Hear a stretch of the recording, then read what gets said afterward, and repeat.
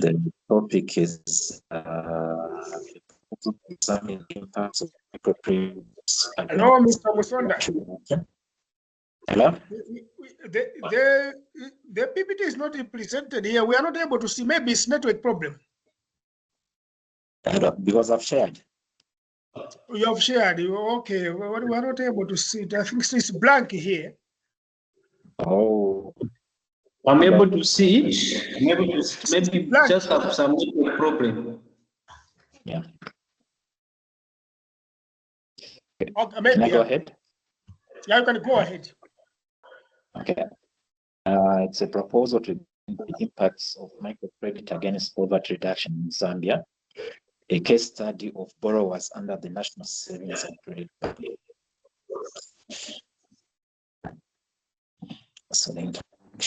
So the background of my research is looking at the microfinance to poverty alleviation. Hello, can you get me? Yeah, we're able to get you. Okay, I heard some. You can go ahead. Okay. Yes. So the background is looking at microfinance as a tool for poverty alleviation, the role of, and also the role of NatSave in providing the microcredit to the would-be borrowers. And persistent poverty levels in Zambia despite microcredit initiatives. The problem statement is microcredit truly effective in lifting people out of poverty in Zambia? So this is what I'm trying to arrive at, to see if at all this will help alleviate poverty amongst Zambian people. So the research objectives assess whether microfinance policies benefit the poor in assessing credit.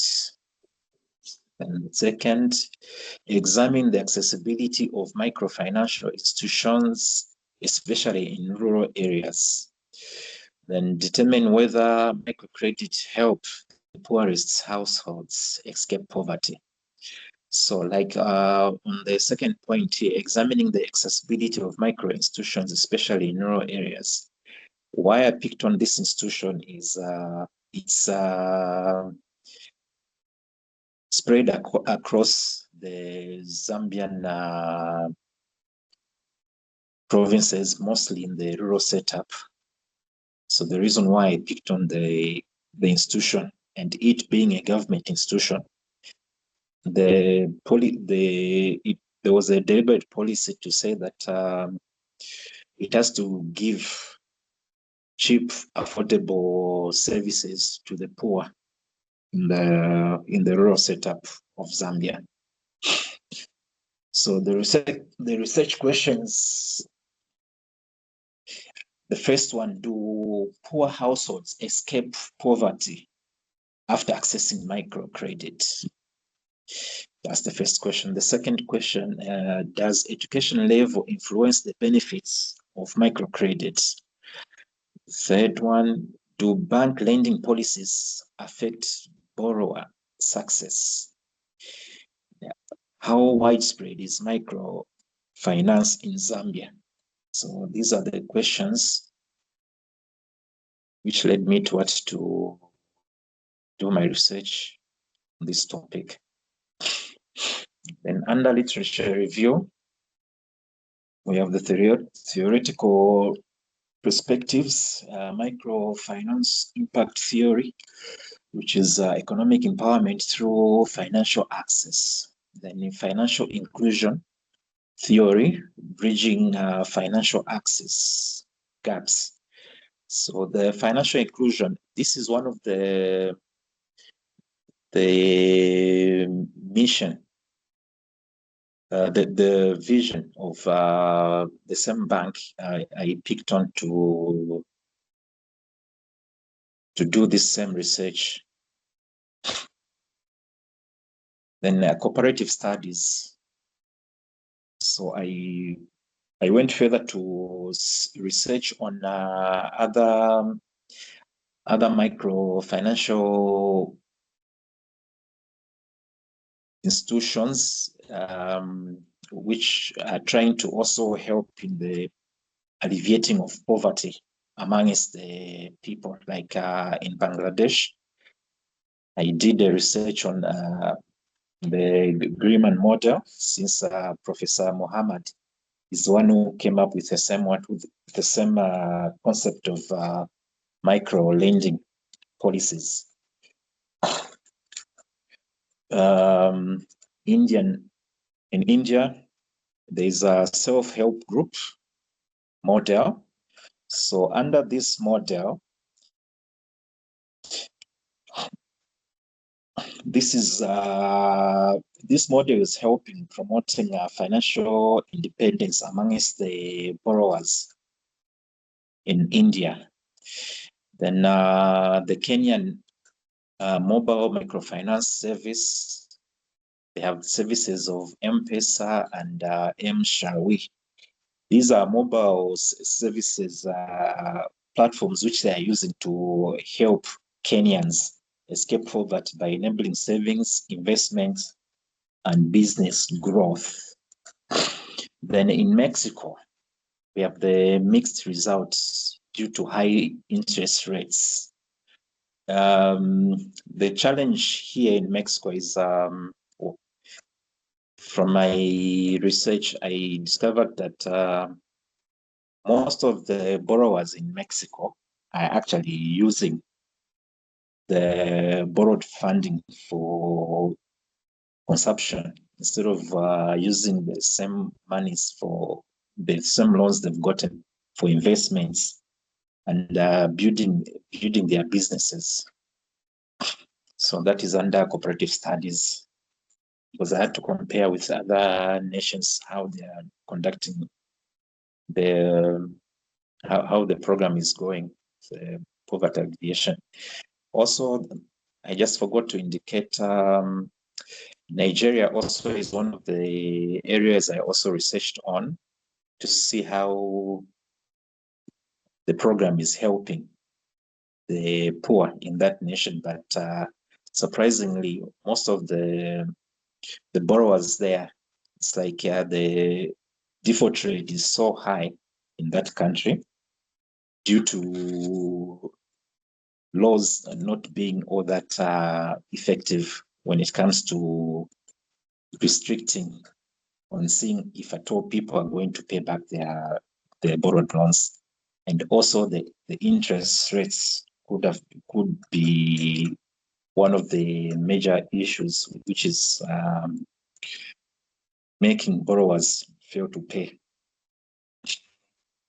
So the research methodology I picked on was the case study approach. The data collection method is survey, interview with lots of borrowers. Use of secondary data sources, sampling technique. The random sampling technique is the one I picked on, using the N formula to pick on the sample I'm going to use, the population I'm going to use to do my research. Then data analysis, tools like percentile analysis charts and Excel will be used to conduct this research, the data analysis. Then the key findings, positive impact. I noticed that this same lending increased the income levels for borrowers. Then it also improved healthcare and education amongst some of the borrowers just within Zambia, and enhance asset accumulation.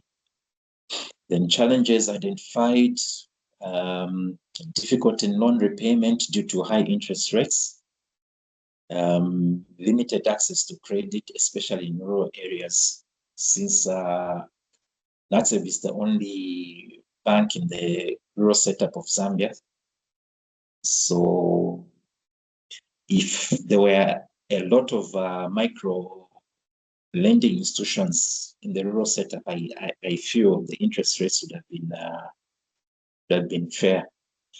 Then restrictive bank lending policies. Some of the lending policies, the bank, they will require things like collateral based,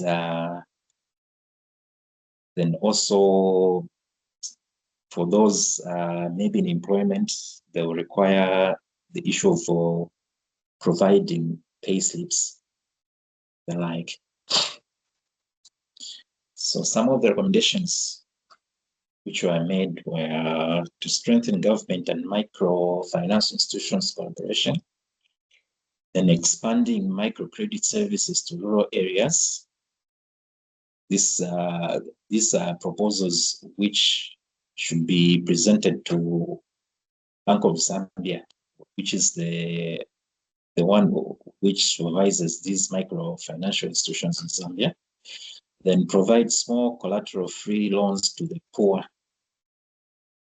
Enhance financial literacy training for borrowers to ensure that they understand the benefits of savings, and once they get the same facilities, the loans they borrow, they use it for the intended purpose, unlike diverting the borrowed funds for their personal consumption. Then implement lower interest rates and flexible repayment plans. In conclusion, microcredit has a positive but limited impact on poverty reduction. To maximize effectiveness, inclusive financial policies and education on credit utilization are essential for the poverty alleviation to be a success. Then future research should explore non-governmental financial institutions for comparison's sake. Bringing on board these private financial institutions so that maybe they can also help out alleviate the levels of poverty in the rural setup. Thank you.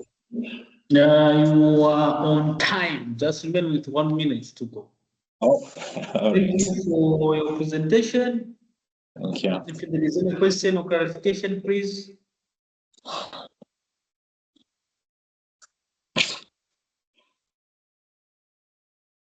Any question? Any comment?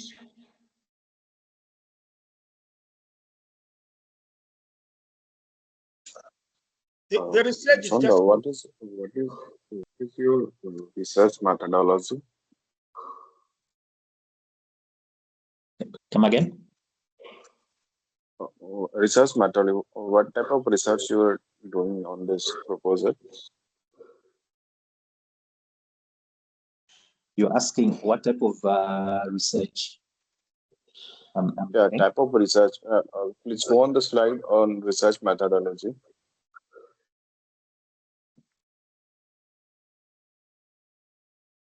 Okay. Yes. Like, Case study. Yeah. So I'm using a case study approach. how will we approach your case study? This your research design is case study approach.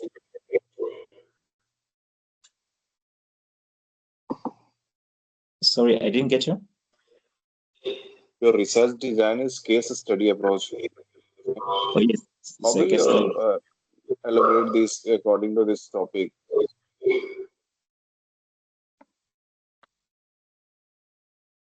I don't know if it's my You're network. going with quantitative and qualitative interviews, okay, now? Or you're asking about the methodology? Yeah. Yes, it's qualitative. It's both qualitative and quantitative. It is qualitative. Yes. Okay, and you are using secondary data sources for that. Then where will we use your surveys and interview? That will be come in quantitative now. How will you approach that? If you're using secondary data and doing qualitative, where you use your questionnaire, survey, and interviews, you will taking from that NatSave borrowers. Where will you doing this? Yes, I'm actually engaging the bank to help distribute the interview questionnaires for. Do you have any idea about this secondary source data? How much their data are? You haven't mentioned the sample, na? What will be your sample size? My sample size is 400 because when I you haven't mentioned anywhere like that. You have only put your formula. You haven't formed the sample size. Okay, the sample size it's 400. No. I'm asking, how do you find that 400? 400. I'm going to get the population size in these areas. For example, if there are 5 million of them, so I'm going to use a formula to tabulate the number of participants to partake in the survey. Can you explain about case study, research design you are using in this proposal? The what? You are using a case study on this study? Yes. So the case study is it's based on the borrowers under National Savings and Credit Bank. You will doing your analysis on Excel. Come again? You are doing your analysis on Excel sheet, MS Excel. For the large data set, you have to use some software, like SPSS or Strata. Oh, yes. I'm going to use SPSS. Yes. Sorry. You haven't I wasn't mentioned here, getting. So come to next slide. Okay. Come to next slide. Okay, fine. Okay, thank you. All right.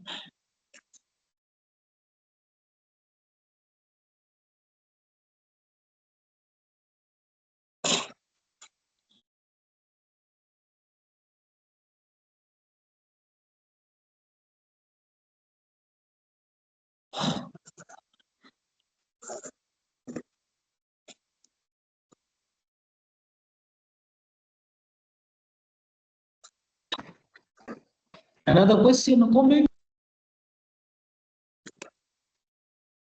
Another question or comment? Yeah. Hi, am I audible to you? Yes, please. Yeah. I just want to have one question. Can you please tell me, like, in which stage your research is currently in? You are in which stage of your research? My research. I'm actually doing collecting the data. No, this is a proposal stage. That means you have started collecting the data, or just it's a topic proposal. In which stage you are in? No, I've already started collecting data, and the report. Okay, you have started collecting data. Okay. Yes. So you have made your questionnaire as well. You have started filling the questionnaire as well. I think you have a standard questionnaire through which you are collecting the data. Your research instrument is finalized right now. Hello, sorry, I think the network dropped. Come again. I'm asking, you have a survey set, right? You have a question set through which you are collecting the data. How you are collecting your primary set of data?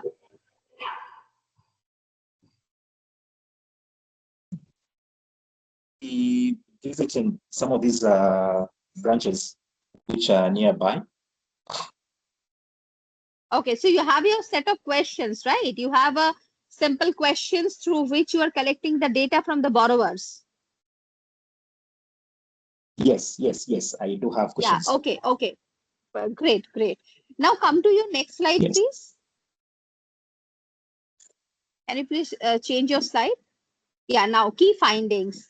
Now, when you are collecting the data, how come you are already coming up to a positive impact, or what are the challenges identified? This key findings is very early to say, right? Findings are very let early me to say. just This is in this stage. In this stage, you are not in a position to tell your findings right now, until and unless your data collection, your interview, everything is done. Am I right or wrong? Okay, from the little, you are right, but can you say something? Yes, from the little information I've already gathered, I've noticed that there are some positive feedback from these questionnaires of what I distributed, and from the presentations made with some of these clients. That's why I indicated that. Now, have you Yes. used any statistical tool to say is it a positive impact or a negative impact or a neutral impact on this? Yes, I used. Have you utilized any statistical tool for that? Yes. I've utilized it. Which one?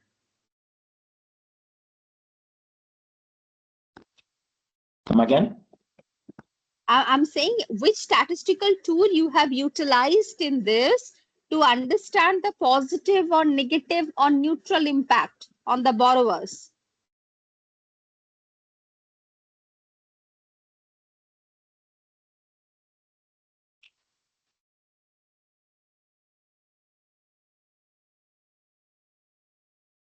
If you have used, kindly mention that in your slide. If you have not, you can maintain these key findings at the end of your study. That means when your data collection and everything will be done, your inferences will be over, only then you can talk about the findings, right? That is the only suggestion I have.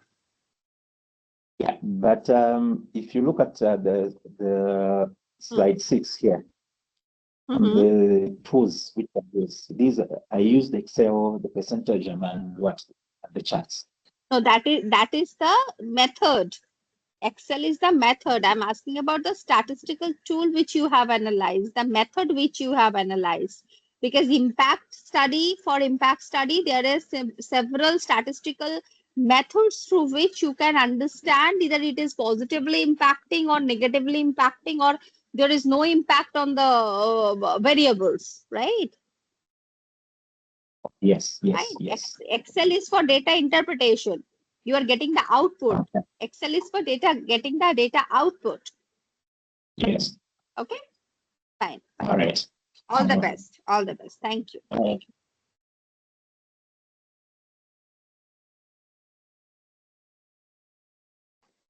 Thank you. Another question or comment?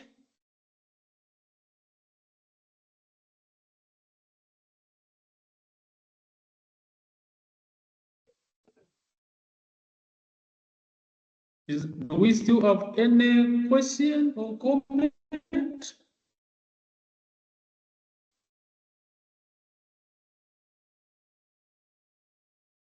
Mr. Musonda? Yes. Okay, is someone speaking? Okay, thank you, Mr. Musonda, for your presentation. As guided, we're going to keep the recordings and we're going to share the recording to all the judges. Then they are going to get back to you with the written responses. Right. Thank you. Mr. James, please can you start preparing yourself? Yes, I'm actually ready, Dr. Joseph.